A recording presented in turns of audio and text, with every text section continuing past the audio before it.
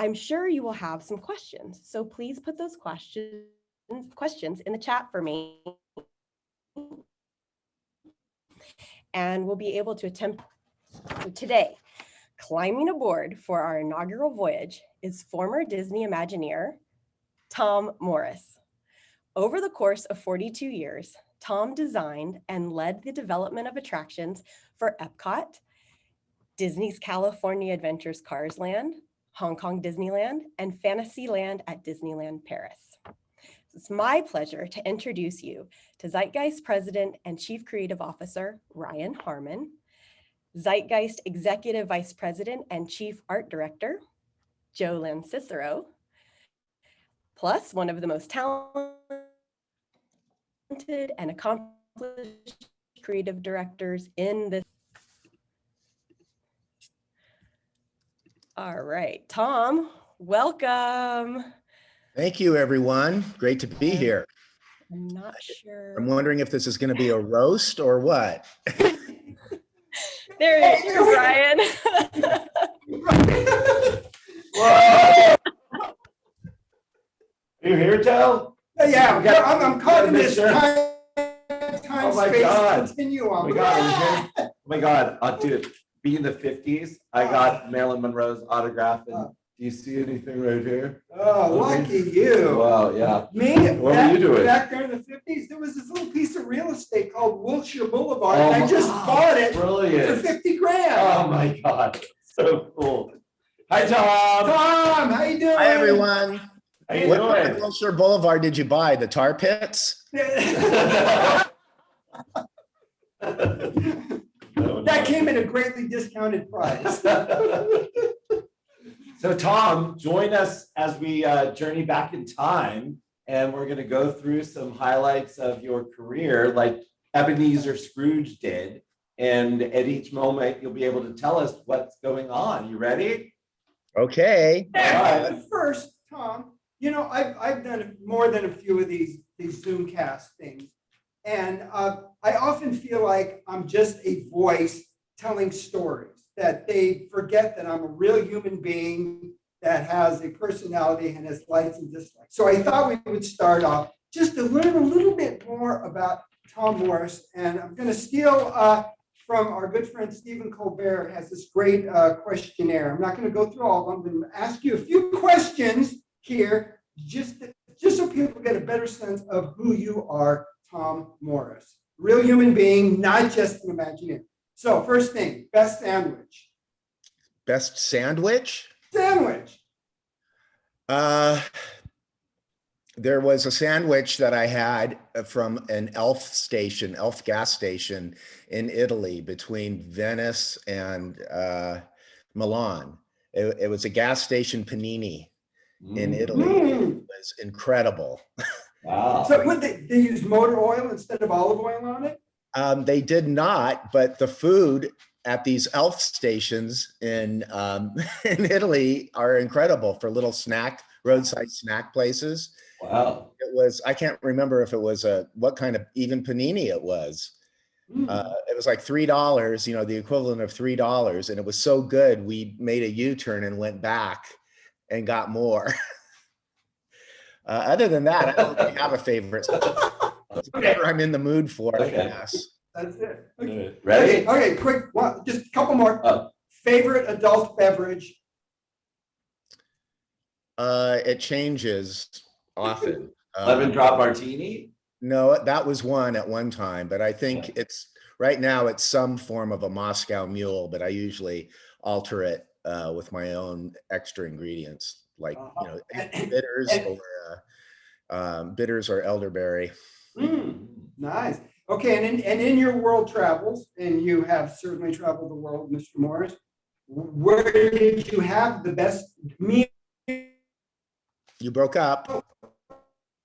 Drink or strange ever? Where did you have your best cocktail or best dinner experience or combination of all of those? Oh my God, there's too many. You know, I couldn't single one out. I've had some great meals everywhere. You know. Yeah. I really can't. I can't single one out. Okay. Okay, fair enough. All right. All right, let's get back in the time machine. Okay, well, we're gonna set our time travel to 1973. I believe we are standing here in Anaheim. Tom, tell us where we are and what's happening for you right now. I'm in Anaheim. If it's 1973 and it's Anaheim, I'm at Disneyland. I just started a job, a weekend job. I'm in high school and I got a job blowing up and selling balloons for the balloon concession that was there. Some of the early lessees and early concessions were still at Disneyland up through the 70s. And the balloons was one of them. And I blew up balloons and I sold balloons. And in 73, I was probably selling them. And then you would move on to become a ride operator? Right. As soon as I turned 18, because I was underage. I was not 18 when I was selling balloons.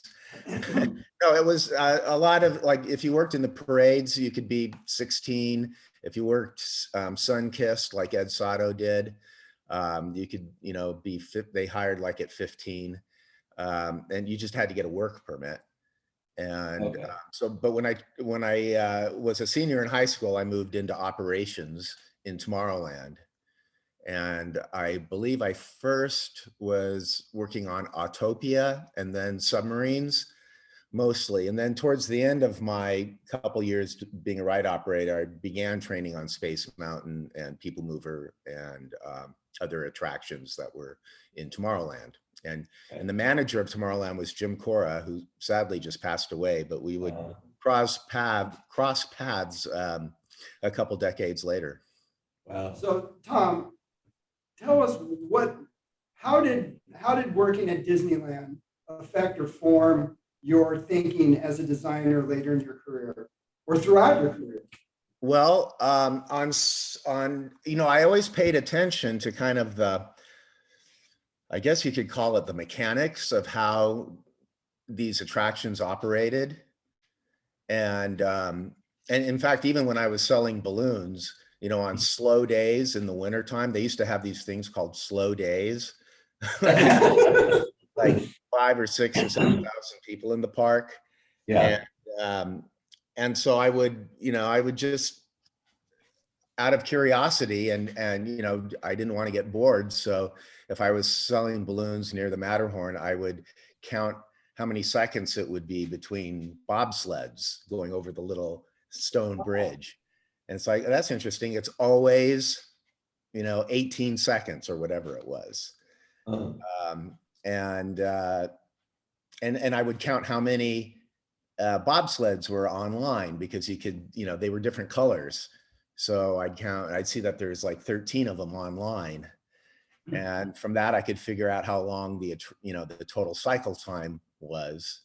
And I mean, this was without really any knowing that I would get into that necessarily, but it was just because what else are you going to do? But you were naturally interested in the operations and in how these things were designed. Right. Okay. And the same when when I was in operations, I would even look at it a little bit more critically and just notice how,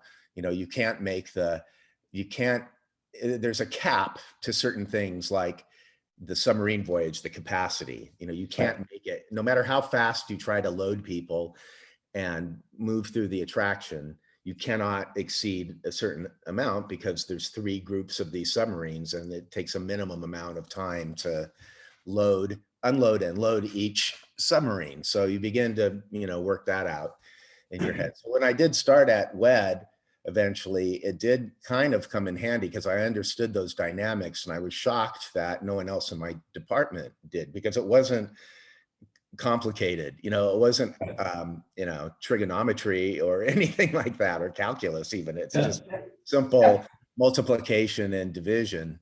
And so when I started working on the first big attraction there, which was Journey into Imagination, I could work the metrics out as I was designing and laying out the attraction and figuring out the metrics of the attraction. How many vehicles do we need? What's the spacing? What's the speed? And I think that was helpful to the team. because it kind of, it streamlined things a bit. Yeah. So, Yeah. so that's what, Finish line a little soon. Yeah, Tom, I was actually, I was also amazed too. You're breaking up, that, Joe. A lot of the Imagineers did not spend. Am I breaking? Okay, can you hear me now? Can you Yes. hear me, Tom? Yes. Yeah, I was just going to comment too. We were both fortunate to be there when John Hench was still around. And I remember John telling me and us, the importance of, understanding your guests, walking in your guests' shoes, and how Walt would ask his Imagineers, or more or less tell them, go down to the park, experience the park and watch your guests. So I think you were very, very fortunate. I mean, you got firsthand, you were there, you were watching them every single day. And I just felt like there weren't enough of us who, really got into, how the guests really respond and work in a theme park. So Right. Not only the dynamics of how they move, but what do they like and what do they not like? What do they pay attention to, and what do they start talking to their friends about over the narration, maybe? yeah. So let's fast forward to 1979. You have left the park and somehow you got a job at the most amazing place in the world, Walt Disney Imagineering. Just tell us how you got there and what you started doing there. Well, back then it was called WED Enterprises, and not many people really knew about it. Most of the people that had been hired there over the past 20 or so years had been hired almost on referral. There were a few people that kind of walked into the lobby and applied and shared a portfolio, but most of them were kind of selected from other film studios, or selected within the Walt Disney Studios, or were very, good, were acquainted with people that were at WED, so that they knew that the person had, what it took. And but they did start publicizing, I guess, and putting ads in the paper, gearing up for the opening of Epcot in 1982 and Tokyo Disneyland in 1983. And concurrent with that, Disneyland management, and I think Disney World management, they started a career placement program that they advertised in the internal newsletters. And basically they wanted people to submit their resumes and have them on file. And also if, they had a particular talent that required a portfolio, to submit the portfolio, because they were not only looking for Epcot and Tokyo Disneyland, but also new animators, because they were training the new, animation program over at the studio, because the classic old timers were retiring. And so they had a placement program for animation. And I remember when Randy Cartwright, got a job, in animation. And also I remember sitting down having lunch with a guy named John Lasseter, who had just was in his, I guess he was in his third or fourth year at Cal Arts. And I was, kind of interested in getting into animation. But so I submitted my, I think at this time I'm a senior in high school, or a junior, or a sophomore in college. And I submit a portfolio of stuff I had done up through my age of 19 at the time. Wow. And which was some illustrations, and which I was more interested in kind of illustrating and designing, but I had also taken 3 years of drafting in high school. And it was, pretty competent drafting, I guess you could say. And so someone saw that, who was, they actually reviewed these submissions. And a headhunter from Disney contacted me. Wow. And said, hey, do you want to work on Epcot? We think we have a place for you. And I'm in my junior year of college. I'm like, well, no, I'm not ready to, quit college right now. I'm trying to figure out if I want, to be an illustrator, if I want to go into film, or if I want to be a background are layout artist for animation. And they said, well, why don't you, take this temporary job and take a year off? And I'm like, so I did. And then it was more than a year. Well, like 42. So Tom, just because I know there might be some people listening to this who don't know what drafting is. So explain what drafting is. Drafting is when you have a drafting board and a straight edge and a parallel, or a drafting machine. And the drafts people were really in charge of doing preliminary architectural layouts and the finished construction drawings. So you could be a designer and a draftsman. You could be an architect and a draftsman. You can be an art director even and a draftsman. Drafting is a skill, but it was also kind of the entry level for design, I guess you could say. And so I started as an apprentice draftsperson, and took a pay cut from Disneyland because I was a teamster at Disneyland. Oh, And sure. even in high school, I was making a lot of money in high school in my senior year. Wow, that's great. Yeah, so I took a slight cut to go over there because I just thought it would be good work experience. Wait, so I always thought I was the youngest Imagineer. I started at 20. So how old were you? No, I was 19, and others. You can't use that card. I'm sure there were others that started, 18 or possibly even younger. All right, I was the youngest in 1987. 87. Okay. Over at the studio, they'd hire people in animation. I think they hired Brad Bird, when he was a junior in high school. So he must Wow, that's amazing. So your first project was Epcot, and what did you work on? I worked on Journey into Imagination. First, I did grunt work, which is very valuable to do, by the way. But I did grunt work, entry level. I think this is kind of just a industry standard. I think they because I've been researching people before me, and they start them off, running blueprints to the print room and back, and mounting things in creative services and lettering, titling presentation boards. And I was actually, I think, coloring using Pantone, these sticky things called Pantones, pretty soon, pretty quickly after. I mean, I remember it wasn't long. I wasn't doing grunt work very long. Let me put it that way. I was titling some Tokyo Disneyland presentation boards. And then I was asked to work on the World of Motion, on some, last minute additions to it under the direction, I think, of Ward Kimball and Claude Coates and about 3 other people who thought they were the art directors of that show.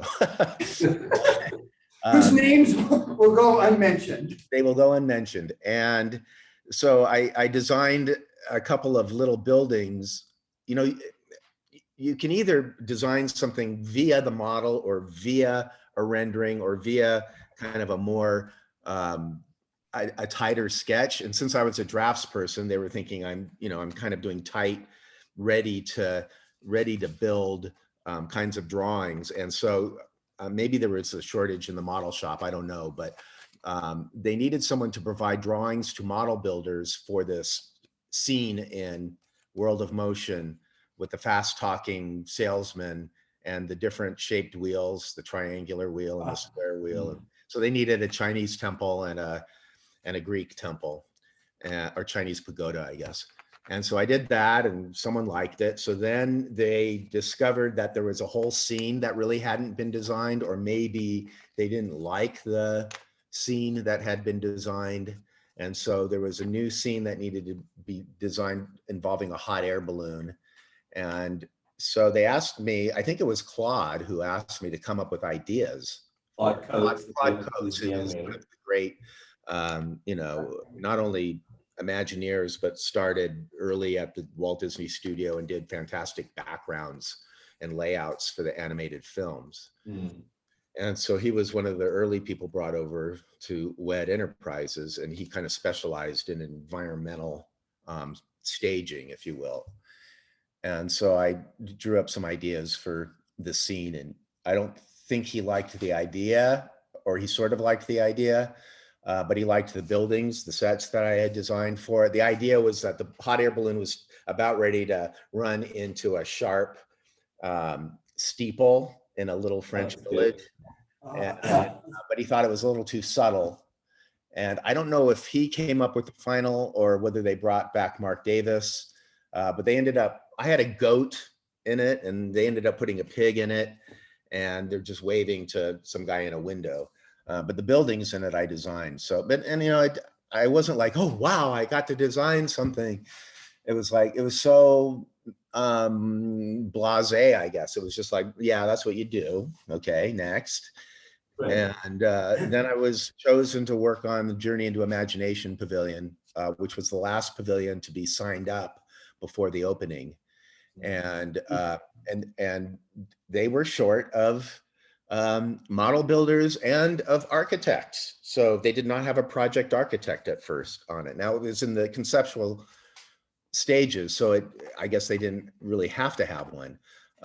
It was just to get approval from Kodak. Do you like this basic idea or not?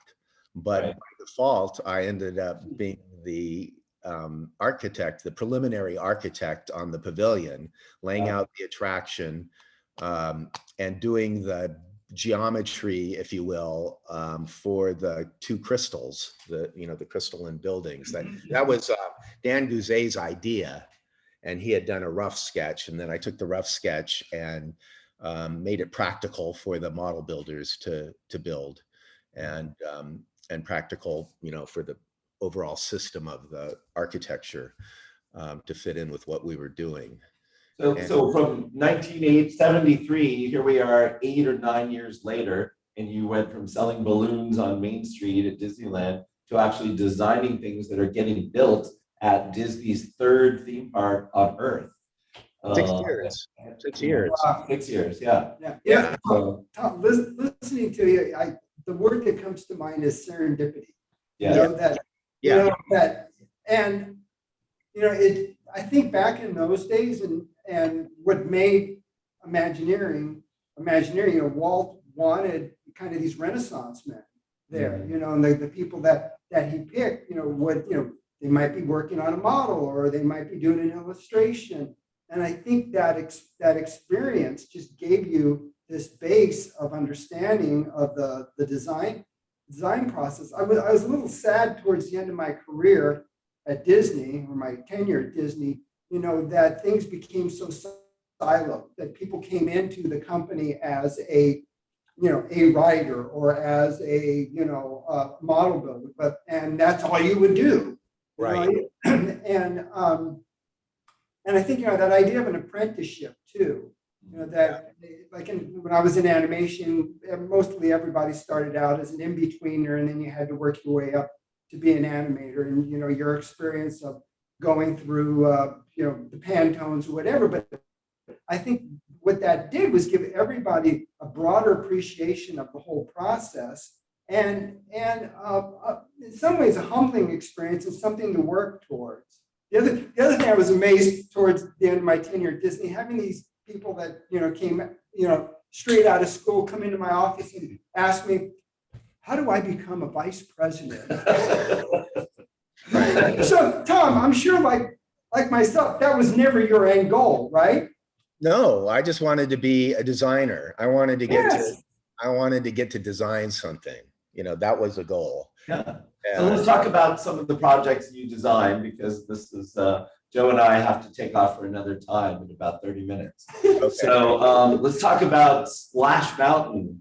Here we are, the first Disney flume ride. How did that come about? What was your role on it now that we're in around 1984, 85? Right. So Epcot had opened, and also there was the turmoil at the studio, up in the executive suite. Oh, right. And but I think we had started before that had happened. It was early 1984 when I began working on Splash Mountain. It was just Tony Baxter and myself Wow. on it, and it was a ongoing request from Dick Nunes, who was in charge of Disney, all the Disney parks at the time. He had wanted a flume ride at Disneyland for quite some time, one that would be the best of best of class flume ride, and make the one at Knott's Berry Farm look like a little kiddie ride. And so some attempts had been done at that, and I didn't have any exposure to any of what had happened previously. It's just one day, Tony, I think we were really more in the middle of redesigning Tomorrowland at the time, one of many different proposals for Tomorrowland, because George Lucas was sniffing around. But in the middle of all of this, all of a sudden, there was this request for a flume ride, and Tony didn't have time to focus on it, so he handed it over to me and just said it's got to be. Oh, and he had the ride layout for the one at Knott's Berry Farm, so we had the metrics. We knew how long it was, how much time it was, how long the track was, how many drops, the angle of the lifts and the drops and all of that. So my assignment was to make something twice as good, basically, twice as long, twice as many drops, twice as high. Yeah. Kind of thing. And also, what will it be themed to? And because the probable locations of it were behind Bear Country or behind New Orleans Square, somewhere in there, or somewhere maybe in Frontierland, that it would probably take place kind of in the South, because that was an area that really hadn't been represented other than small little New Orleans Square. So what themes would take place in the South? And we looked at the Rescuers, and there just wasn't the appeal or the music. And so we did land on Song of the South, minus Uncle Remus and minus the touchy stuff, and concentrated on the characters and the music, because we knew that the music would be really great and a great way to carry the attraction and tell the story implicitly. And so I did it.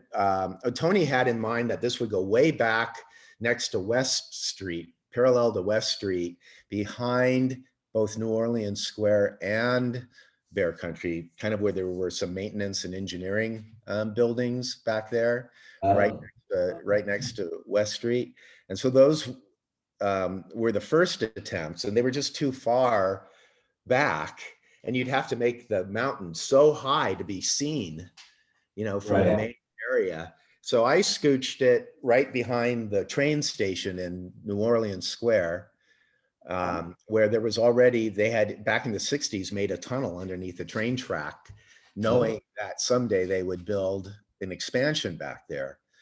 And but since that time, the tunnel had been filled with some mechanical equipment, and they had built a bunch of infrastructure and electrical substations and things back there. So it was kind of blocking the space. So we'd have to deck over that and then come back down. It was too expensive. And it was estimated, and the project came to a halt. And Tony was about ready to give up on it. And I said, well, I think there's one more place and we might be able to put it, which is on that skinny little berm between the Haunted Mansion and Bear Country. And I remember him thinking, no way, how are you going to do that? And it's like, well, this is a string of spaghetti anyway. I mean, it's wherever it goes, it's going to be this kind of very, very twisty and turny thing. So there might be a way to get it to go under the railroad track and over the railroad track. So long story short, I worked it out, and we were back in business. Wow.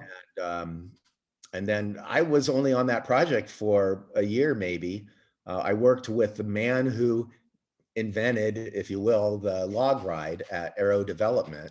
Wow. Don Newfarmer, who had also worked on Small World and Pirates and had designed the one at Knott's Berry Farm, and now had his own business. He had joined, I think, another company perhaps, or he was a consultant working for not Aero Development, but another company. And so I worked side by side with him, working out all the final details of the track. There was a lot. You'd think I thought it was going to be simple, but it was, there were some complexities involved when you're dealing with hydro engineering, and it's a gravity flow attraction. So I learned a few things. He was, you know, strapped next to me basically for a week or two in my office. And then I banged out the final track layout for it. And then I went on to another project. Which So, was? well, I just one question about the track layout. Did you the story beats, did they influence the choice of the track layout, or was it more about just creating a great ride experience and then you guys worked the story beats onto the ride track? It's a little chicken and egg. It was a little bit both, because we knew we wanted at least 3 drops on it, you know, spaced out. And also there was this little trick called the dip drop that I love the dip drop. Right. So the person working with us, the engineer, mentioned the dip drop early on. And Tony said, well, that's a neat idea. You know, that could go in the laughing place. And, but I had to go out and test it. Bruce Gordon and I went out to Tampa because there was a lot at Busch Gardens that had the dip drop on it. And so we rode it. Bruce, for some reason, didn't like it, which I was shocked, you know, because it was so cool. Yeah. And so unusual in a water ride too. Fun. Yeah. So, but we came back and I told Tony that I thought it was really cool and we should include it. So I think there were some basic beats that Tony had already early on kind of worked out in his head and gave to me. And then I think, you know, I might have added a thing here, like, how do you do after the first drop? Kind of seems like something I might have come up with. And then there was a scene that was deleted. So after I left and they did an estimate, there was maybe a minute taken out of the overall time on it, and a little corner of the building taken out, which I've got to go back because I've got all the drawings and see what that was. But I would say it was both, you know, a lot of it was influenced by the fact that we wanted to have the tallest drop, you know, a really gnarly drop on it.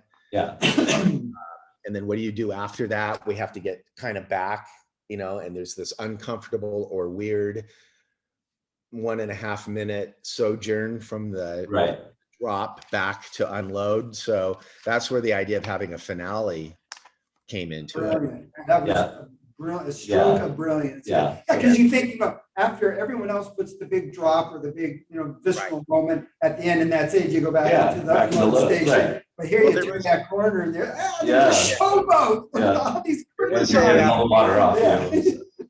Something that Tony and I and others had noticed, a weak spot, if you will, in the classic attractions, which was by the time you got back to unload on some of our attractions, we had bored them for a minute or two, like on Pirates of the Caribbean. I don't think the lift is a problem. I think the lift on that actually still has potential to be a interesting show moment, but it's that uncomfortable minute where you're just staring at people and they're staring at you. And, you know, that's kind of on Small World too. And it's, you know, it's on quite a few of the attractions. So you want people coming back, like laughing and clapping into the station. And so that was something I always remembered afterwards too, is whenever you design an attraction, try to make, you know, have a moment at the very end that's like, whoa, you know, so they can. Best example of that, Hitchhiking Ghosts. Right. I mean, brilliant. Last thing, you know, you've just been through this mansion full of ghosts, and now there's one with you. Well, like one that I never liked, and I'm glad they're changing it, was Trader Sam. I mean, it wasn't really that funny. And it wasn't that interesting, you know. Okay, all right. You know, it would have been interesting in the middle of the ride, but not as a finale, or not as a explanation, or, you know, not as an exclamation point at the end of the ride. And so in Hong Kong, we put this little baby squirt at the very, I mean, like right next to the dock. So as it goes into the dock, the thing, you don't know if it's going to squirt you or not. And it does. And everyone's laughing as they get off the boat. Right. Which was a great counterpoint, because you guys did that brilliant, the finale is this big, you know, cinematic, you know, volcanic water moment, you know, where it gets people's hearts beating, you know, and again, you know, you think that's it. And then that nice little coda of the funny moment at the end is such a great counterpoint Yeah. to that. Yeah. So Tom, we gotta keep moving here. We're gonna set the controls for 1989. Tell us how you transitioned from designing and working on, I gotta stay in this dimension. This is how you got onto Euro Disneyland, now known as Disneyland Paris. That happened by accident because I wasn't initially selected to be on that project. Uh, I had taken a trip to through Western Europe the year before, 1987, I think, or 86 or 87, and with Dave Fighton,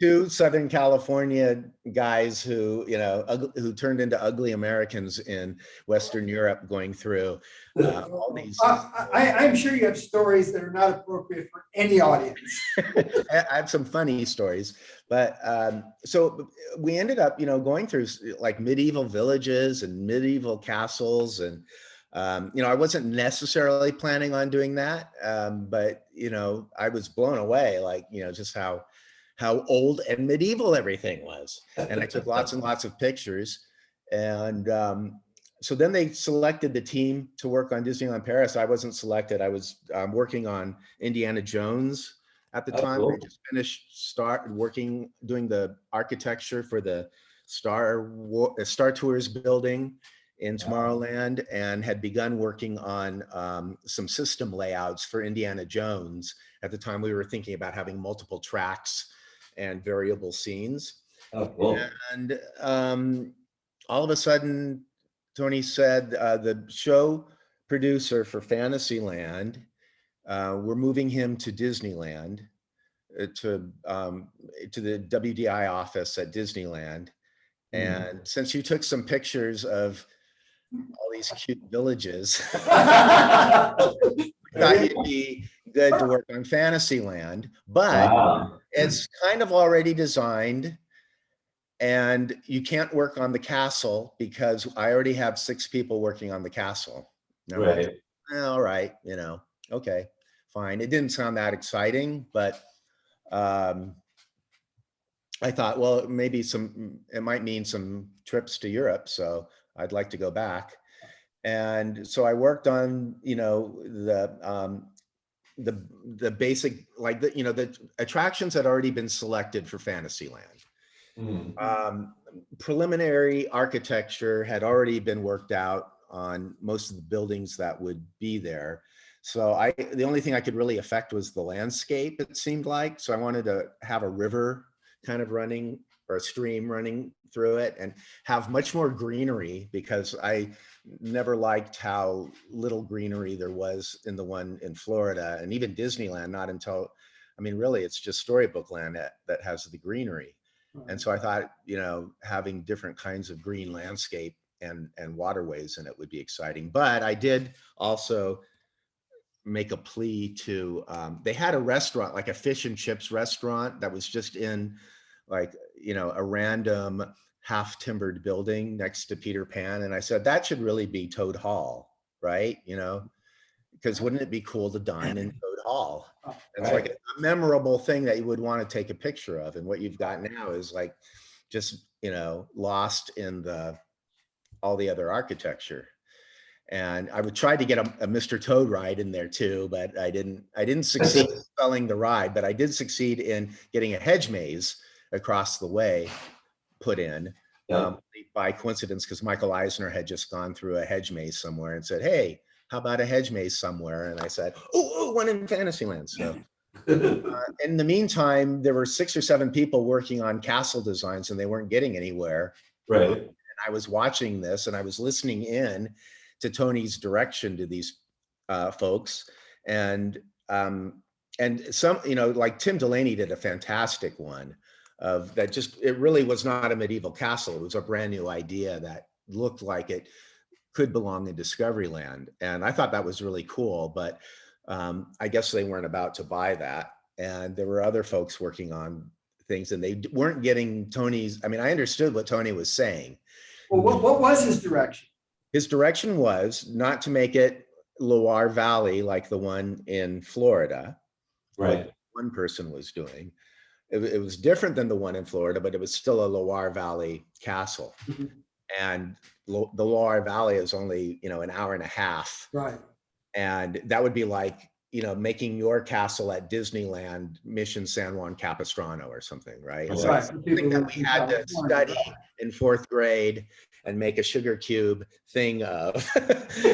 And so that's what the Loire Valley, they love, they appreciate it, but it wouldn't have been anything unique. And so he kept saying storybooks, like it's a storybook kind of a castle, and it's not sharp. And he felt the one in Florida was kind of aloof and wasn't embracing. The one in California was embracing, but too small. And so I understood what he was talking about. He was talking about a certain kind of blend of Romanesque and Gothic architecture that's a little softer and not so ecclesiastic, which the one in Florida is. So he gave that direction to another person who took it way to the other end, because Tony said, well, like a fishbowl or an aquarium castle, how it's soft and worn down, it's been eroded by the water, so it's not interesting. So this person did literally like the cheapest castle that you'd buy for $1.39 and put in a fishbowl. Right. So that wasn't going to work. And then early on, he had the notion of, incorporating some rock work on it. And maybe even, putting it up a little bit higher onto kind of a rock work mound. So another person, and these are all talented people. These aren't, idiots or people that were just brought off the street, but they just weren't getting the direction. So another person just did this giant rock work thing with waterfalls. It was really neat, grottos and waterfalls, and then a little castle at the top. Oh, okay. And I'm watching this going, Tony, I know what it is you want. Can I take a stab at it? And he said, I can't, because I'm already paying 6 people and they're not coming up with anything. And I said, well, I'll do one on my own time. And he's like, fine. So first I gathered up, reference material from storybooks. I went into old like N.C. Wyeth books and other, Brothers Grimm and all of these old storybooks. And I gathered up what I thought he was talking about. And I made a collage of like, are you talking about these kinds of feelings, these kinds of windows, these kinds of turrets?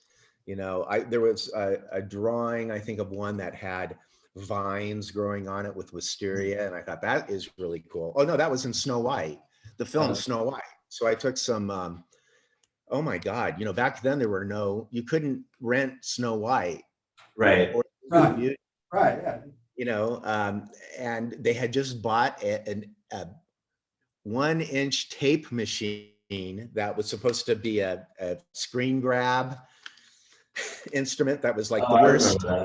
Yeah, it would jiggle. You couldn't get it to the frame that you wanted, and then it was jiggling, and then it's like black and white on thermal paper. No, the output was a Polaroid. Polaroid. Okay. Yeah. Wow. And oh my God. Well, somehow I got good images of the Snow White castle. So I put that on, and with the wisteria or whatever it was. Yeah. And he liked that direction. So then I sat down and started doing pencil studies and a silhouette study, because I thought it's really important. And I remembered a little lesson that I had learned in the Art of Animation book, because at one time I wanted to go into animation, and I had got that book when I was 10 years old, The Art of Animation. Saved up my money because it was $10. Wow. And they had a little lesson in there about silhouette, about animators need to think about their business that they're drawing as a silhouette, so that it's readable. Whatever they're doing is readable, even as a silhouette. So you don't know necessarily if it's Donald Duck or Goofy, but you know that he is lighting a cigarette or whatever example that they used. And it was very clear. And they showed like, do it this way, not this way. And that is something that always stuck in my head. And I had seen a couple of projects where I went, wow, they didn't do the silhouette exercise on that one. Right. And so I started designing this thing coincident with the pencil sketches is I would do a little silhouette study of it, right? I probably Xeroxed the pencil sketch and then filled it in as a silhouette. And I did several of those. And Tony liked, the one that I was kind of heading towards. And then we started making a model of it, and it started going off track again. And I kind of did what you're really not supposed to do, which is micromanage a team of people. But sometimes, sometimes if you have a vision, you have a vision, you need to. Yeah. So, I mean, someone started making, because what I had drawn was an extrapolation in my mind of a Sleeping Beauty castle with Ivan Earl landscape, but Ivan Earl's castle in that film is very undefined, and it's also very cold. It's scary. Yeah, right. So it's like, so it can't be really lifted from the film. The landscape should be very Ivan Earl, but the castle itself, Tony wants it soft and warm and fuzzy and embraceable.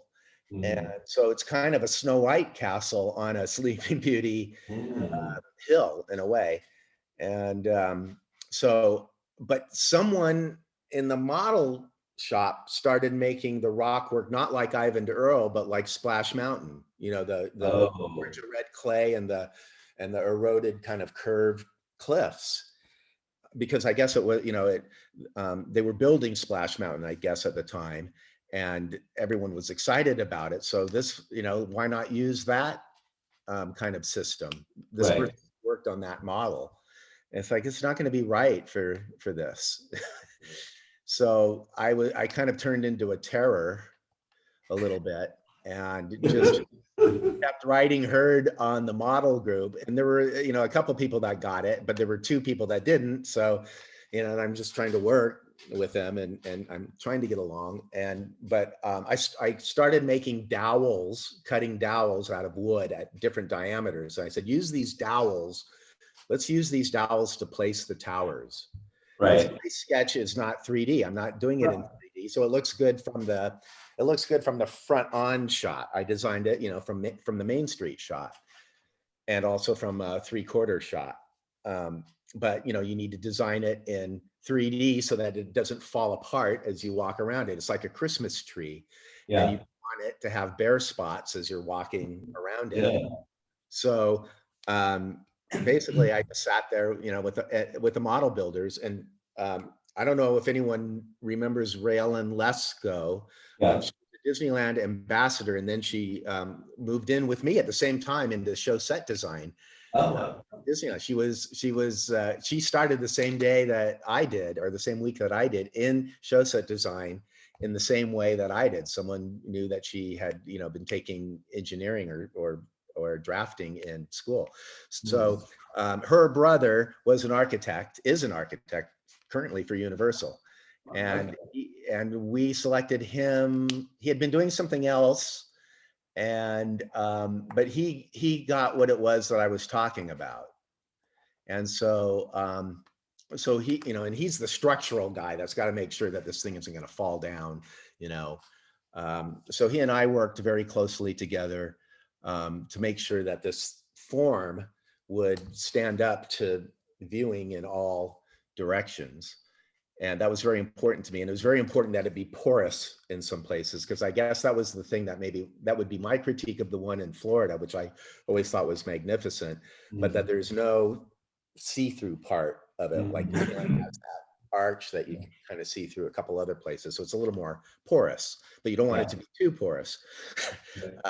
So we did that. And I just kind of rode herd on it. And we had really good interior designers on it, Lenny Tamura and David Brickey, and a guy from, if anyone knows John Kasperowicz, his firm. So John came to the rescue because no one knew Gothic or medieval architecture.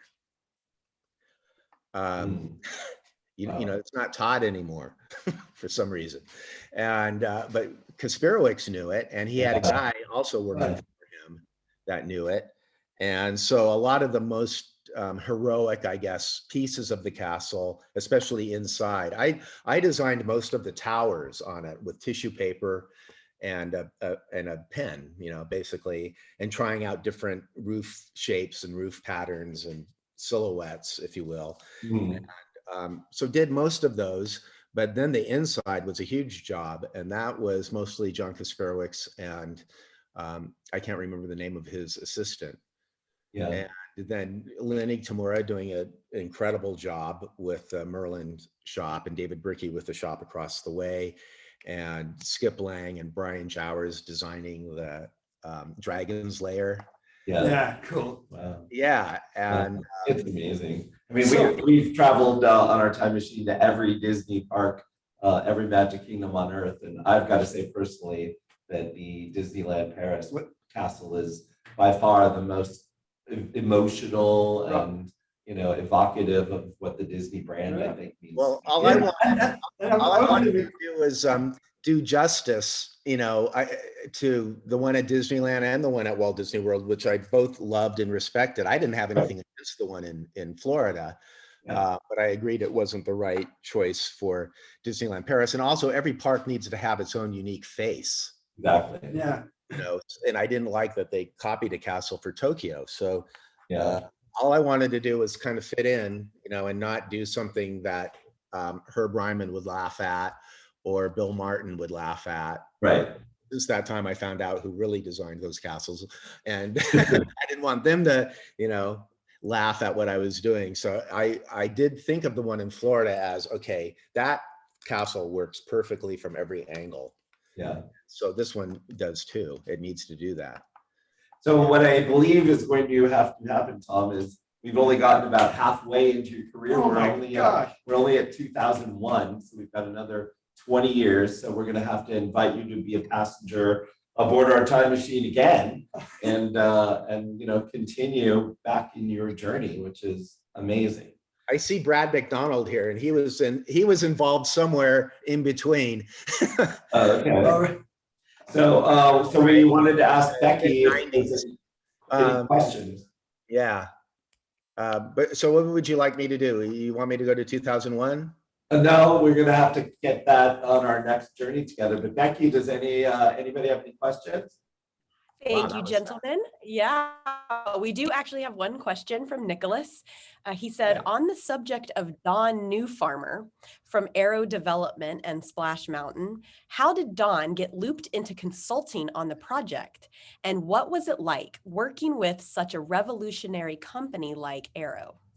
Well, so I didn't work with Aero, although Aero, as I recall, first we were consulting with Aero. Aero was they were the ones that suggested that we look at the dip drop. And Don Newfarmer did not work at Aero in 1984. He had left and gone to work for this other company called O.D. Hopkins, I believe.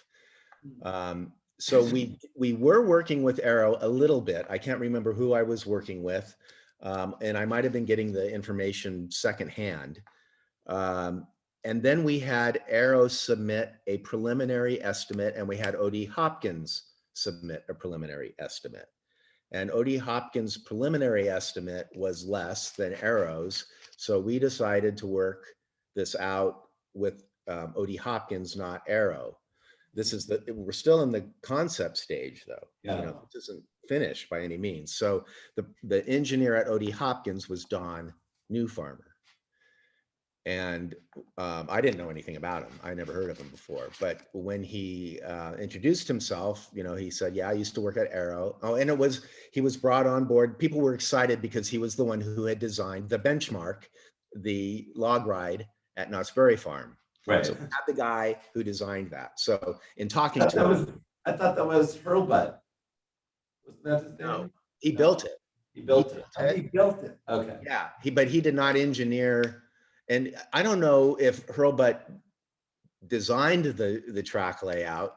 Okay. He would have had to alter it because of these water dynamics that are involved. Okay. But new farmer said, yeah, I worked on Pirates of the Caribbean and, the one at Knott's Berry Farm and the one at Tampa, Busch Gardens.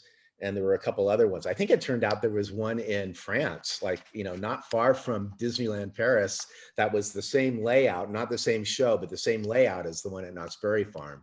Oh, wow. It just went through a forest. Wow. All right, guys, we have come up on the 1 o'clock mark. Yes, Tom, thank you so That much, time Joe. flew. Thank you. Wow, Bye. we've got so many more stories to tell you. Absolutely have to come back. We will have you back, Join us on the but time right machine. now, Joe and I, I just got some Can you guys fly back to tickets to see 1979? Led Zeppelin in We're London talking in about? 1973. So next time, we're going to Next time. 73. So thank you, Tom. Thank you, And, Tom. we'll Thank see you, soon. everybody, Thank for you, everybody. joining us Good on seeing the you. journey The hour's today. way too short. Thank you. Okay, Bye. bye. Hi, Chris and Chris. We Bye. hope you guys enjoyed the ride today. And on behalf of Zeitgeist Design and Production, we want to thank you for spending an hour of your life with us with the Spirit of the Time Zoomcast. And join us again next month when our passenger will be John Murdy, an accomplished writer, creative director, and musician, and the force behind the resurrection and incredible success of Halloween Haunt Universal Studios Hollywood.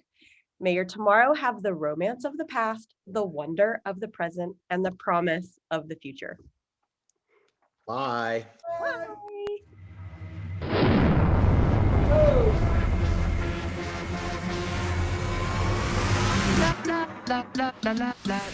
Get it.